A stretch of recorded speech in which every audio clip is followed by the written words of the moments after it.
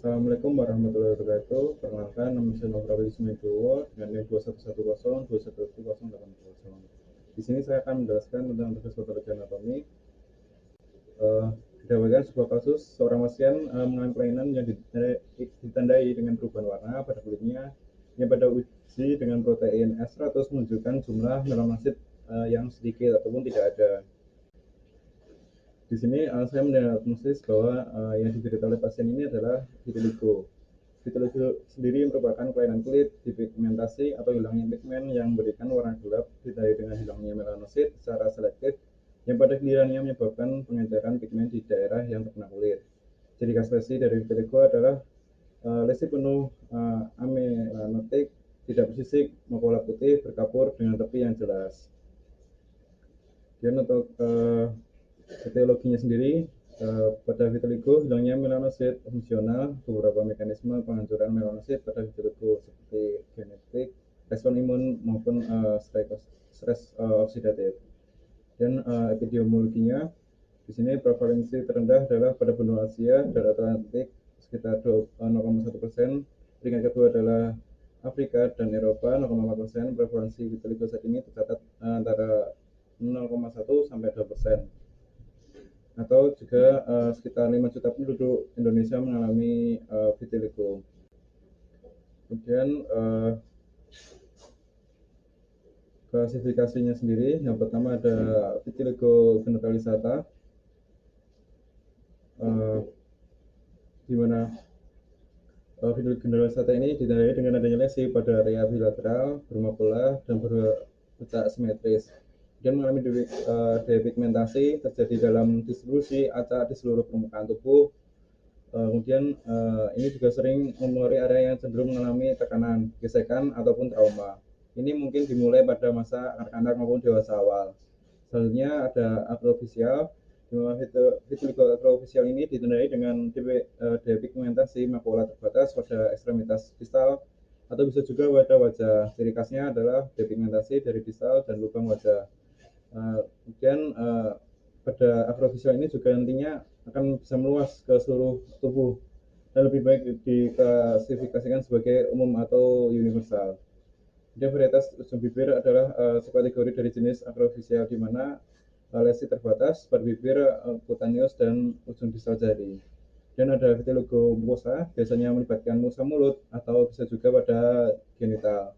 Ini mungkin terjadi dalam konteks generalisasi vitiligo atau sebagai kondisi terisolasi. Kemudian vitiligo universalis mengacu pada depigmentasi kulit yang luas dan hampir seluruh tubuh. Itu sekitar 80-90% dari permukaan tubuh. Biasanya didahului oleh vitiligo generalisata yang secara bertahap berkembang ataupun meluas menjadi depigmentasi yang luas dan hampir terjadi pada seluruh tubuh, kulit maupun dan rambut. Dan di sini ada histopatologinya. Untuk gambaran mikroskopinya atau gambaran mikroskopik di sini dengan pemeriksaan Fontana Mason pada gambar A memperlihatkan adanya melanin, pigmen, dan melanosit di epidermis ini pada keadaan normal, sedangkan pada penderita vitiligo pada gambaran B itu dari pemeriksaan dari gambaran hasil Fontana Mason memperlihatkan adanya abses pada melanin, pigmen, dan melanosit pada epidermis.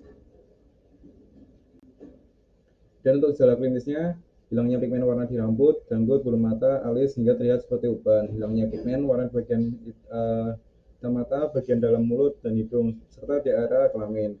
Bagian tengah bercak berwarna putih, sedangkan tepinya kecoklatan atau kemerahan. Nyeri dan gatal di area kulit yang terkena vitiligo, timbul ruam di area kulit terkena vitiligo setelah terpapar matahari. Bercak vitiligo umumnya muncul secara simetris di kedua sisi tubuh, tapi bisa juga di salah satu sisi tubuh. Kapan dan seberapa cepat vitiligo menyebar tidak dapat ditentukan. Di samping itu, warna kulit yang terkena vitiligo terkadang bisa kembali normal. Untuk patofisiologinya belum ditemukan materi yang pasti, tapi ada beberapa dugaan yang penyebab hilangnya melanosit pada penyakit ini itu dipengaruhi oleh adanya mekanisme yang berperan seperti genetik, autoimun, biokimia, stres oksidatif, dan saraf. Pertama ada genetika, kekuatan keterlibatan gen human leukosit antigen atau HLA, protein tirosin fosfat non reseptor tipe 22, kemudian NACTH LRPYD kontamin protein, dan sitotoxin limfosit antigen. Kemudian ada imunitas, perubahan imunitas humoral dan seluler pada seluruh melanosit. Kemudian telah ditemukan adanya autoantibody yang bersirkulasi terhadap protein melanosit pada serum pasien vitiligo. Dari sisi imunitas selulernya, bukti menunjukkan sel CD8 cluster of differential 8 teraktivasi pada kulit pasien vitiligo. Dan untuk pada stres oksidatifnya, penelitian menunjukkan bahwa tingginya kadar nitrit oksid dan rendahnya kadar glutamin katalase menghubungkan dengan penyakit vitiligo. Untuk saraf segmental sering muncul pada pola dermatoma, sehingga muncul hipotesis bahwa terjadinya mediator kimia yang dilepaskan pada ujung saraf dapat menyebabkan penurunan produksi melanin. Prognosisnya di sini berdasarkan perjalanan penyakitnya cukup sulit diprediksi, walaupun vitiligo tidak terkait dengan mortalitas dan mobilitas fisik. Namun komplikasinya dapat menurunkan kepercayaan diri dan mengganggu kualitas hidup. Terdapat beberapa faktor yang dapat mempengaruhi progresivitas dari kesembuhan dari pasien vitiligo sendiri. Ini referensinya saya gunakan, mungkin sekian yang dapat saya sampaikan. Kurang lebihnya mohon maaf. Wassalamualaikum warahmatullahi wabarakatuh.